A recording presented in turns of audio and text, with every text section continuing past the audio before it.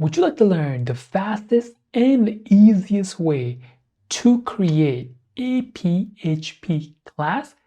If you have been looking for a tutorial that's going to help you understand what the hell in the world is a PHP class and what are the benefits, this video is right for you.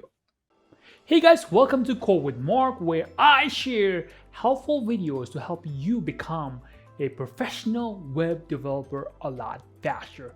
If you are interested in learning how to become a professional web developer a lot faster and learn technologies like HTML, CSS, JavaScript, PHP, MongoDB, MySQL, and others that are going to help you create amazing, awesome web development app, do consider subscribing to the channel.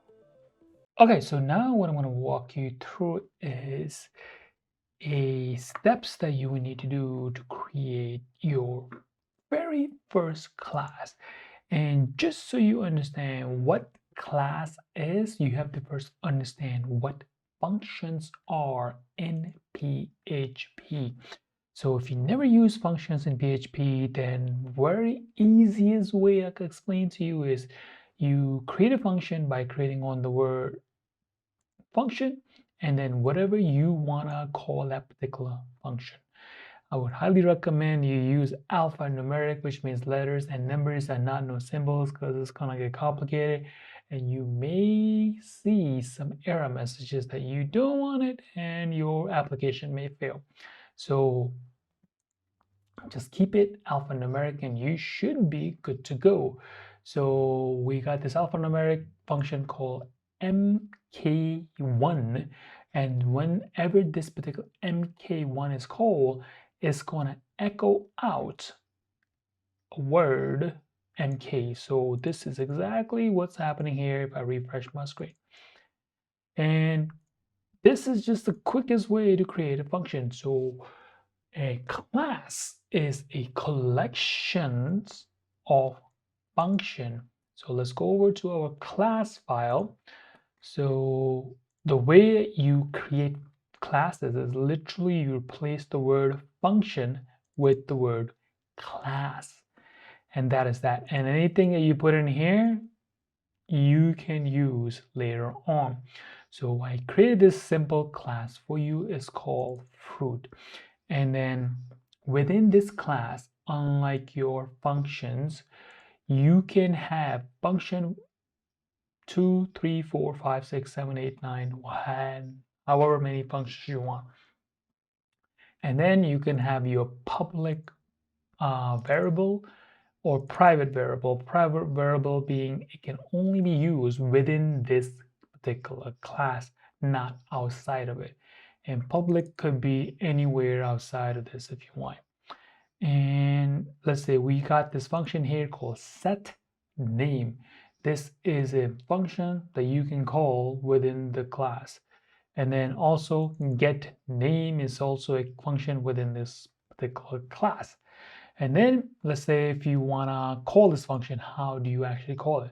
So in order for you to initiate or start to use this particular class, you have to start with the word new and then the class name. In this case, the class name is new.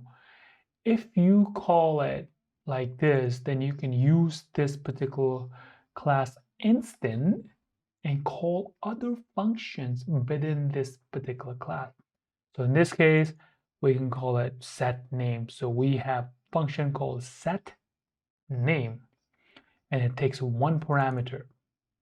And this particular parameter can be set to a public parameter within the class, which means if you want to use this name anywhere in this class, you can use it. So let's say we got this class called root, and then we have a function called set name. Whenever we type the word apple in here, it's going to pass it into this set name, which will be right here. And then we can use the word this, assign it to the variable name, which is right here. And then this name is coming from the external parameter, which is this apple. So once this name is assigned to this name, I know it's a little confusing. Trust me, I know. So we'll just call this name1, name1, and name1. So this is outside name. Name1 is inside the class. And then if you want to use this name that is passed in here by using this function getName, you can return it by using return name1. It is that simple. So hopefully that makes sense. If it doesn't, let's check it out here. So we'll refresh it. So we have Apple, which is the name that we inserted in here. So if you want, we can call it Apple 007. Why didn't it take it? All right, Apple 007. We'll just save it. So this is the name that we passed it in this particular function, which is right over here. And then what we're saying is this name, Apple 007, assign it to this name 1. And then when we use this function called getName, which is right over here, we're gonna get the value of this and then return it. And once it returns it, it's gonna put in here name equal 007. So let's just do this. And then same thing will happen with the set color. So you're passing it by setting it here, and then you're getting it from here. So let's refresh this. And now you'll see there is 007, colors red, so on and so forth. So the next class, what I'm going to show you is a little more complicated, but all right, I just want to give you a quick reminder that I have this special gift that's going to help you, that you can get it at this URL. Don't forget to get it. And don't worry, I'm going to leave a link in the description for you to make it easier. All right, now back to your video. It will make sense, and you can easily create something similar to this particular class. And I created this class. Basically what it does is it will allow you to connect to MySQL databases. So let's say we have this database called, I don't know, WordPress, and then within the WordPress we have all of these tables. And if you want to use this class, which I created, it's called SimpleDB class. And by the way, I will leave a link in the description if you want to get over to my GitHub. And then this is the name of the class, PHP Simple Database Functions. And you can use this. I use this for all of my project. It has probably saved me a lot of time. So I would highly recommend you to use this if you need a simple yet most powerful PHP database connection class. So how do you use this? So let me just go over here.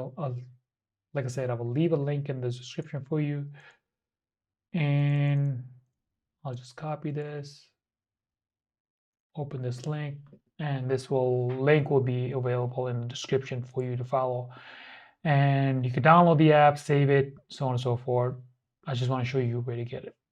And once you have saved this class rather, not app, in order for you to use it, you use this line of code, which will put in your database connection setting, which is in this case, because I'm using it locally, it's the name of the host, user ID, password in this case, nothing, and the name of the database. So in this case, name of the database is WordPress, and because it's a local hosted MySQL database, I'm just using a root, which is like the administrator version of the whole thing. I don't have a password, so I can just use it as is. And then next, what I'm using is I'm initiating this particular class with the variable assigned to it is called db, and then I'm calling a function. Remember what I showed you before, where we have this fruit, which is the name of the class, and then within this fruit we have a function called set, then we have a function called getName, set color, and get color.